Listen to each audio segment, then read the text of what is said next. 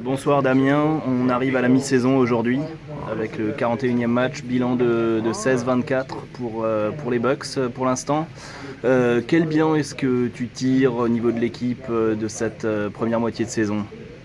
Ben, 16-24 comme tu as dit, hein, on est dans le négatif.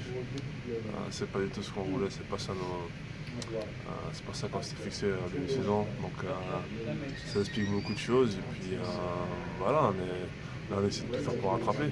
Voilà, on est 13e au classement à l'Est. On s'était comment je dis, on s'était dit 4e, enfin dans les 4 premiers à l'Est. Donc là on est très très loin de ce qu'on voulait. Donc c'est compliqué pour l'instant, mais on y travaille. Et puis là, ça va, hier on a eu une grosse victoire et puis on espère avoir une autre grande victoire ce soir.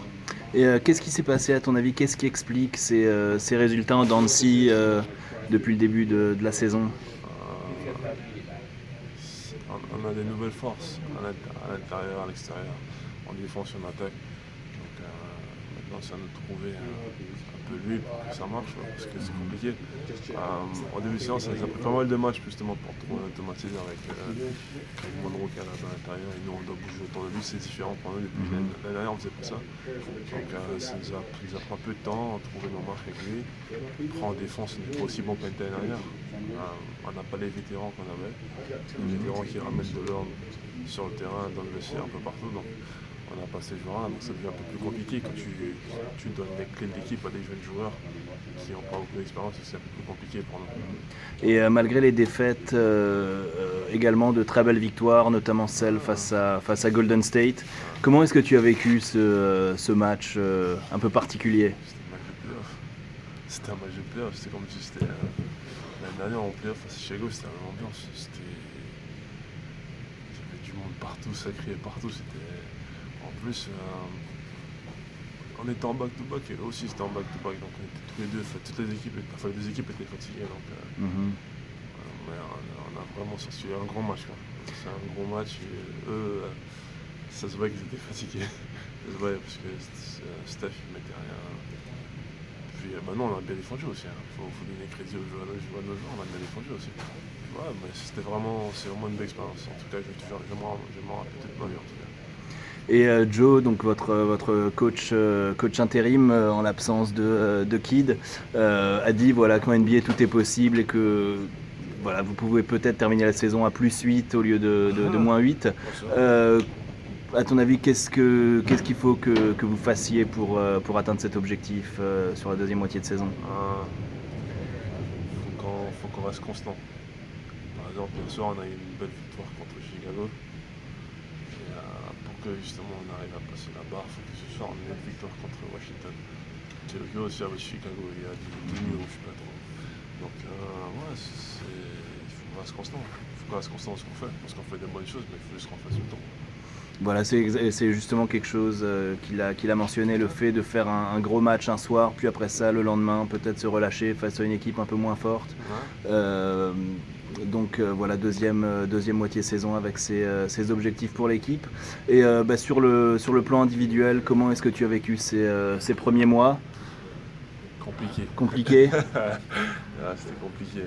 Mais c'est bien parce que j'apprends tous les jours Mhm. et je progresse. Énormément. Donc, ça, Voilà la vie d'un rookie en NBA, qui n'est pas toujours facile. Tu as également fait un passage en D-League à Kenton, vu que les Bucks n'ont pas d'affilié propre. Comment est-ce que tu as vécu cette expérience? Qu'est-ce que tu as appris? Et est-ce que tu peux nous dire quelques mots voilà, sur ce championnat, même si tu n'es pas resté très longtemps?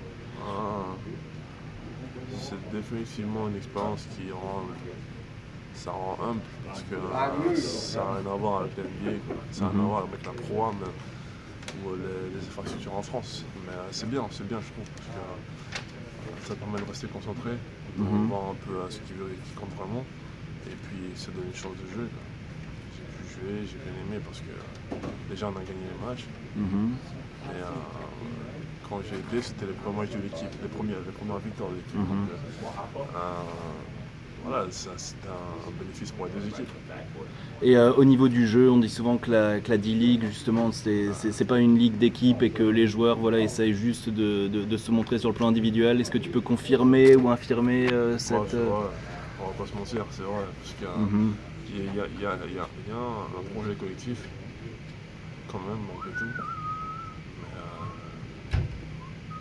les gars, ils veulent se barrer de la D, ils veulent pas rester, tu vois. Donc ils arrivent et puis ils se donnent à fond. Et puis ceux qui ont. Voilà, c'est vrai, on va pas se mentir, ils arrivent et ils tirent, quoi. Ils tirent, mais il y a des équipes quand même où ça joue bien. Il y a d'autres équipes où voilà, c'est exactement ce que tu as dit, il y a deux joueurs qui vont prendre 25 par match, et puis, voilà, ils en mettent 15 sur les 20, donc ils gagnent le match, ils en mettent pas 20, ils perdent.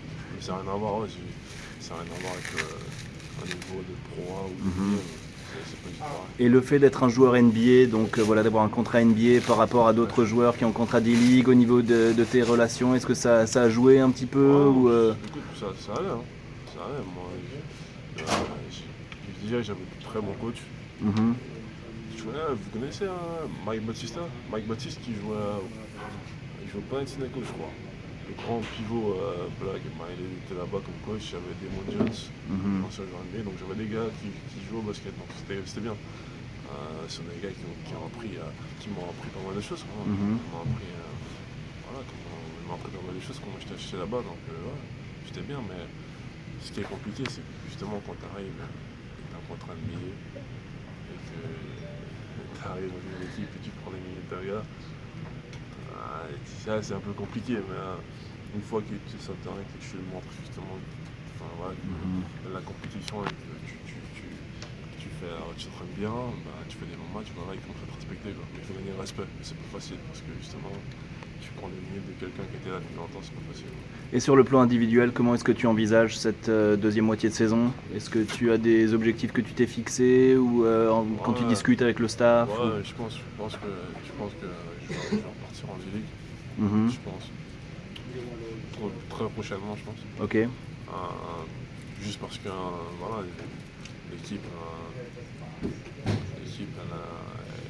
là on est sur comment dire, comme on ne remplit pas les objectifs, comme j'avais dit, c'est compliqué de faire jouer les jeunes. C'est super compliqué, c'est partout pareil. Quand l'équipe ne gagne pas, les jeunes ils ne vont pas jouer. Donc on est tombé d'accord, je pense que je vais aller en D-League pour justement parce que le coach il voit que je m'entraîne bien, donc il faut pas que je perde la main, quoi. Donc, je vais repartir en D-League pour montrer, pour jouer, voilà, pour moi, quoi. Et puis j'espère justement revenir ici assez vite et avoir le temps de jeu avec l'équipe, ça serait bien. Et puis pour finir, un petit mot sur la vie, le quotidien d'un joueur NBA, voilà, déplacement back-to-back.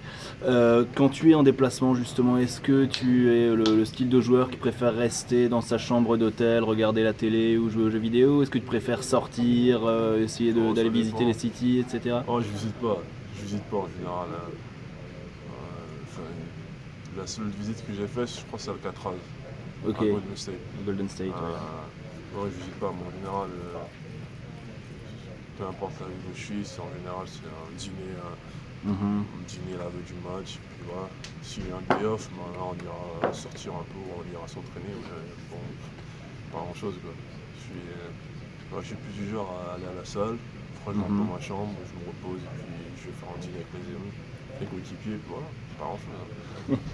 C'est bien, mais ouais, j'essaie de rester concentré quand même. C'est sûr, c'est sûr. Merci beaucoup Damien et puis bonne chance pour cette deuxième moitié de saison. Merci.